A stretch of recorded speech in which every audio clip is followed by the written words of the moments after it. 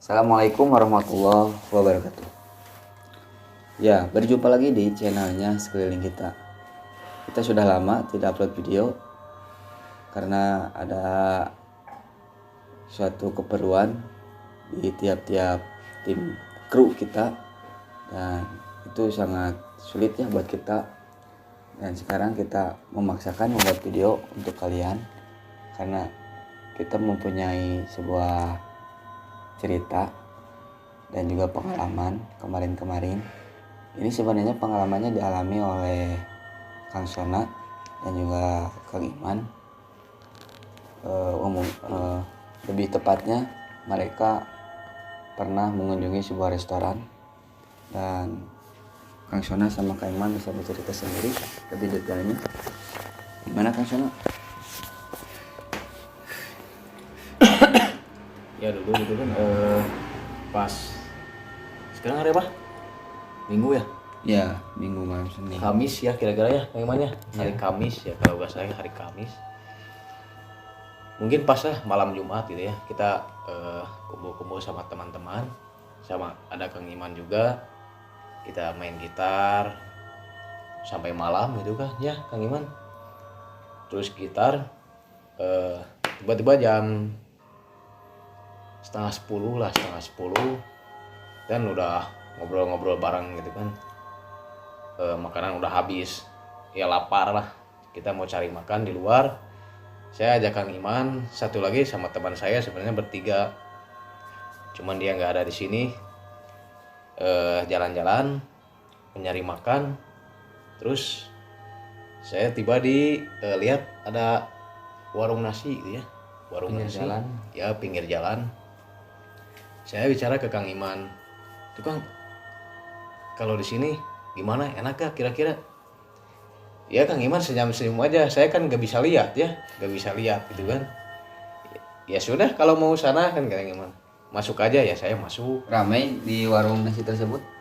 Ya kan, saya juga akan lihat pengunjung ramai, berarti enak gitu kan ya, enak. Dari Ya rasa. saya coba masuk sama Kang Iman sama teman saya bertiga.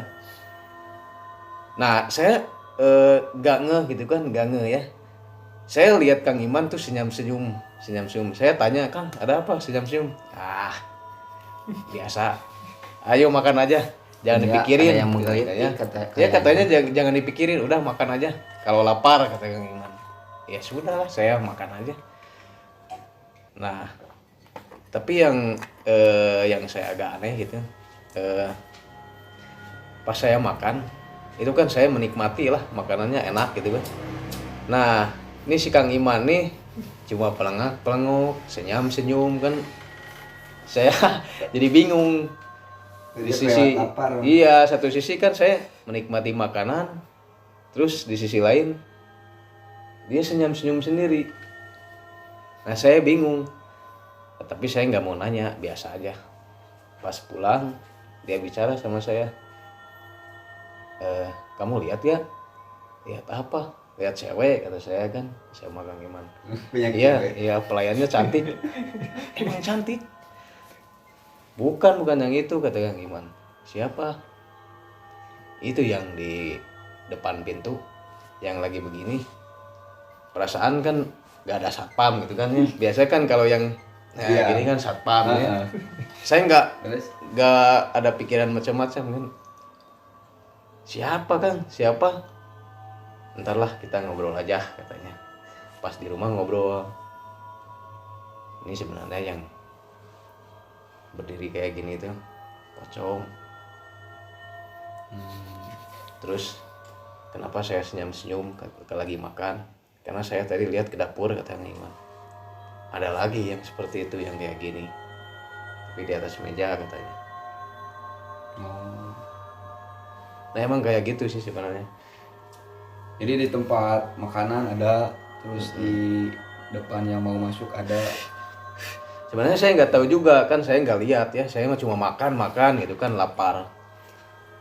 Mungkin kalau lebih jelasnya tanya aja ke Kang Iman. Tapi itu dilihat dari warungnya emang banyak yang datang. Iya, Rame. banyak ramai. Terus pas Bang Sona makan, gimana rasanya? Enak? Ya, Menurut kalau lidah saya Bang pasti Sona? enak. enak kan lagi lapar. Saking lapar. Jadi itu teh bisa gini ya, bisa dua kemungkinan. Pertama mungkin bisa dari penunggu sebuah tempat tersebut, tapi kalau saya pikir yang namanya penunggu itu gak mungkin yang satu berada di pintu masuk dan yang lainnya berada di ruang tempat makanan, terus yang lainnya di pengunjungnya, pengunjung. Kalau saya sih Penunggu Pak, sih. kalau saya yakin itu bukan yang nempatin tempat itu, tapi sengaja buat kayak tarik, Sengaja menarik. disimpan ya, Iya, kayak tarik atau dengan ada kan maksud tujuan. bisa disebut penglaris gitu. Emang ada berapa gitu? Ada berapa yang Kang Iman lihat? Kalau kemarin tuh kayak 3. Jadi di depan pintu kan, di dapur, sama yang di ya kayak di meja-meja. Dia tuh di meja tuh nggak diem aja di satu meja, tapi kayak kesana pindah-pindah. Ya kan yang di rumah makan itu kan ada, kalau saya masih ingat tuh ada 2 ruangan nih. Yang satu gini terus masuk lagi, ada ruangan lagi, terus ke sini dapur. Dan mungkin itu juga ya bisa buat pengikat, penarik dari salah satu bisnis. Dan setiap bisnis juga banyak orang yang percaya dan akan melakukan hal tersebut, atau bisa dibilang magic ya, bantuan dari hal gaib. Dan kalau misalkan di luar batasan seperti mendoakan sang holik itu sangat tidak dibenarkan. Tapi kalau menggunakan doa, cuman kita tawakal kepada Allah, itu sangat dibenarkan, itu dibolehkan. Dan sekarang kita coba mediasi atau coba berkomunikasi, kita coba panggil ya yang ada di restoran tersebut sama Kang Iman. Kita cari tahu bagaimana dan siapa sebenarnya dan apa mereka berada di restoran tersebut. Bisa mulai sekarang ya, kita akan coba berkomunikasi sama mereka. Kita akan coba masukin ke Kang Iman sendiri ya, karena di sini sang mediator Kang Yuda nggak ada di sini. Kita coba telusuri apa sebenarnya dan tujuan mereka berada di sana itu untuk apa.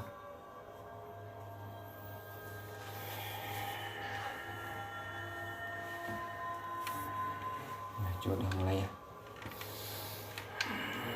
Kelihatan dari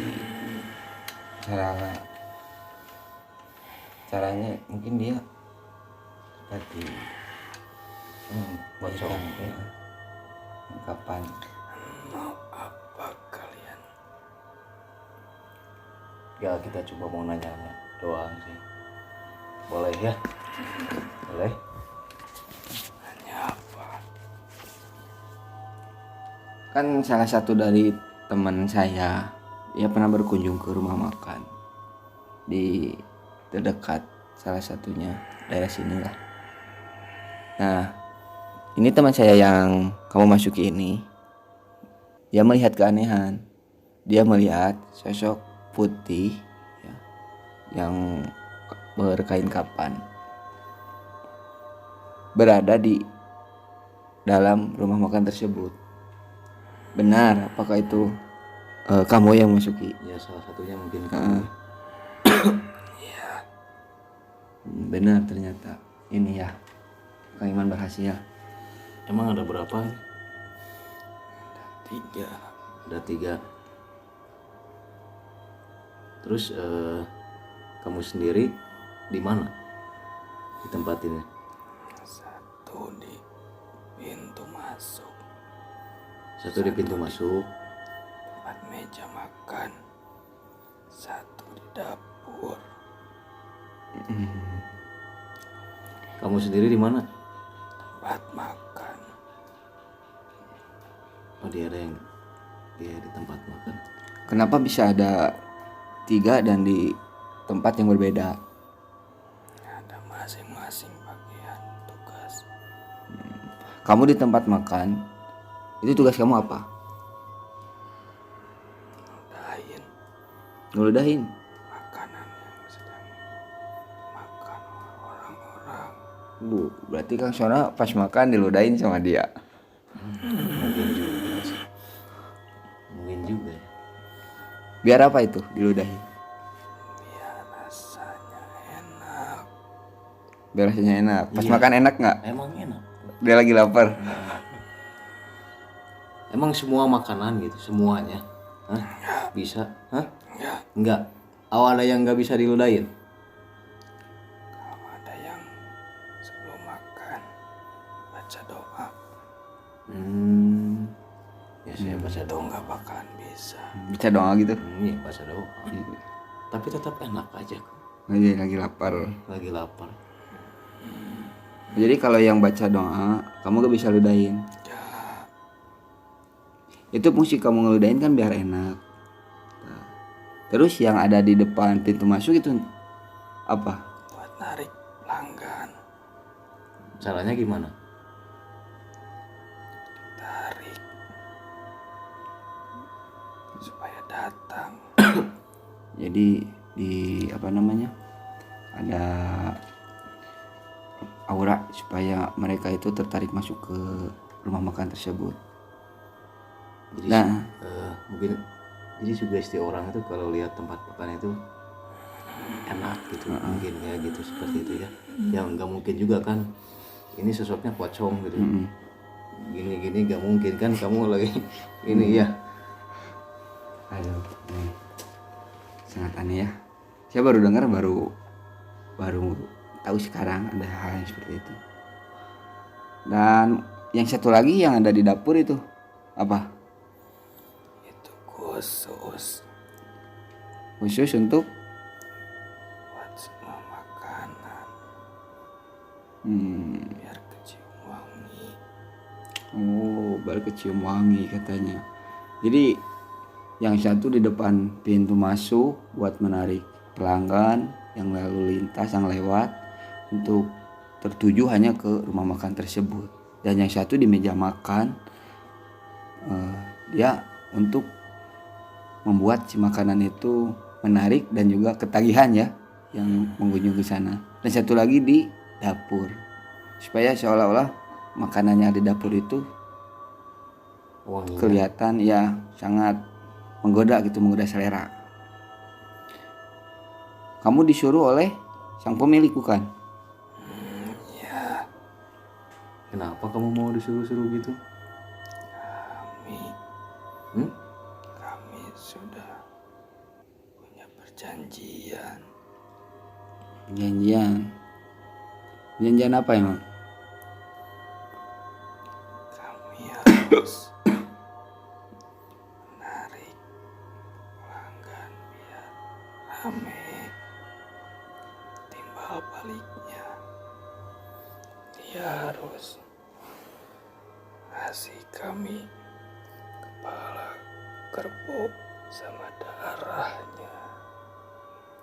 Itu pas ngasih kepala kerbau setiap apa?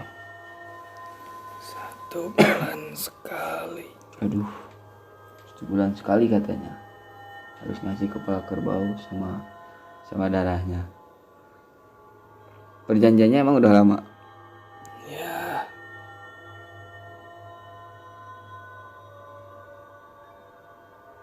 Itu kepala kerbaunya digimanain sama kamu? makan. Dimakan. Wah, pocong ternyata suka makan kerbau juga ya. Itu di luar nalar ya. Nah sebenarnya hal yang seperti ini tuh gak boleh ya. Nanya apa lagi?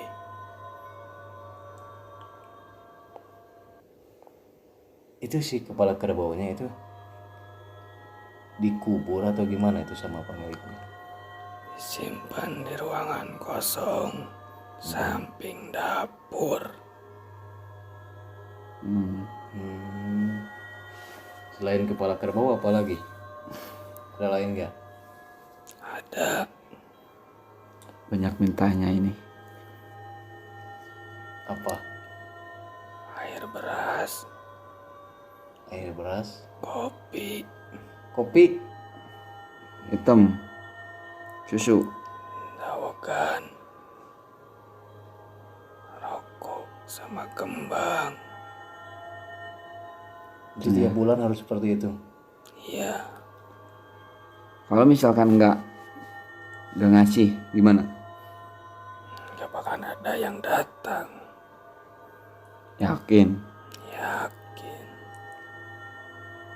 Karena kami yang buat rumah makan itu jadi rame. Kamu sok ngatur-ngatur sama pemilik orang lain, sama milik dan rezeki orang. Gak ada hak. Dia yang sudah bersekutu dengan kami. Jadi mereka harus mengikuti kami.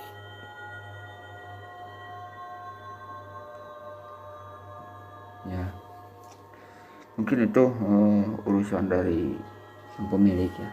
Kita gak punya hak untuk melarang dia juga.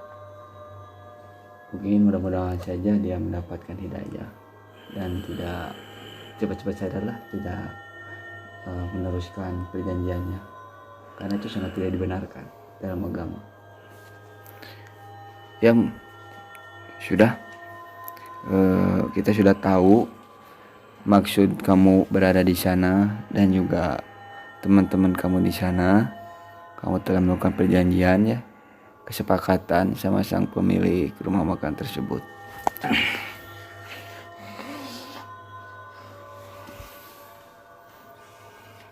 Gimana? Wangi gak? Wangi? Gak enak banget ya kalau masukin yang kayak gitu. Dia kan suka minta tadi apa? Kembang ya? Harusnya wangi gak?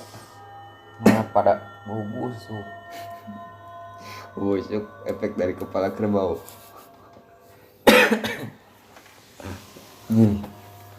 Ternyata masih ada ya yang seperti itu, yang mengandalkan makhluk lain untuk memajukan bisnisnya. Sukses secara instan. Padahal rezeki sudah ada yang mengatur. Kita cuma sabar, berdoa, dan juga ikhtiar, tawakal. Itu suka berbuntut ya, seperti itu. Kalau misalkan kita memutuskan, pasti ada dampaknya juga, nggak ke kita, ke keturunan kita. Ya pasti itu. Misalkan yang mintanya itu orang tuanya, pasti otomatis anaknya juga harus turunin ke anaknya. Mudah-mudahan kita dijauhkan. Itu kita jadikan contoh aja buat kita semua, jangan sampai melakukan hal demikian ya, untuk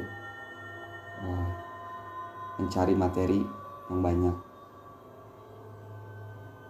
Dan mungkin satu lagi ya, satu hal yang mungkin sepele tapi sering kita lupakan, seperti tadi, bahwa dia itu bisa meludahi makanan, tapi ada satu yang nggak bisa dia ludahin, yaitu ketika orang-orang sebelum makan itu saya ada Benar. Jadi apapun itu, kalau kita membaca doa ya, kita pasti dilindungi oleh Sang Khalik. Makanya buat kalian, kita penjagaan apa-apa, berdoa dulu, mau makan, mau berangkat, insya Allah dalam keselamatan. Benar, baru tahu sih, baru ngeri. Sampai ke pocong biasanya kan ke ular ya gitu ya, ke terus apa namanya, kalau ke Tiga besar. buta hijau saya pernah, kalau buta gitu pernah dengar, pernah tahu lah ada. Namun kalau ke pocong baru dengar, baru sekarang. Mungkin kalau orang yang bisa lihat ya di rumah makan tersebut pasti ngeri ya kalau lihat ya. Makanya balik lagi nggak bakal makanya jadi. Kang Iman gak mau makan sedikit. Kenapa gak bilang Kang Iman sama saya? Kan katanya dari jalan lagi lapar banget kan, jadi ya udah nggak apa-apa. Tapi waktu itu kan saya baca Bismillah dulu ya, Kang Iman dengar ya. Jadi nggak diludahin. Tapi tetap enak. Enak. Enak lapar. Iya, saya lagi lapar. Jadi enaknya itu bukan karena diludahin, tapi karena posisi perut yang keloncongan. Nah, berdoa dulu. Berdoa dulu. Ya mungkin kita cukupkan sekian cerita dari pengalaman kita. Kita lanjut ke video berikutnya. Mudah-mudahan di video selanjutnya kita bisa full team, kita bisa eksplorasi lagi, dan nanti ada salah satu dari tim kita, ada tim baru ya dari sekeliling kita. Kita kenalin buat kalian penasaran siapa, nanti kalian bakalan tahu. Ikuti terus videonya. Jangan lupa subscribe channelnya sekeliling kita, dan terus ikuti fanspage-nya juga ya, nanti ada di kolom deskripsi. Terima kasih telah menonton sampai akhir. Assalamualaikum warahmatullahi wabarakatuh.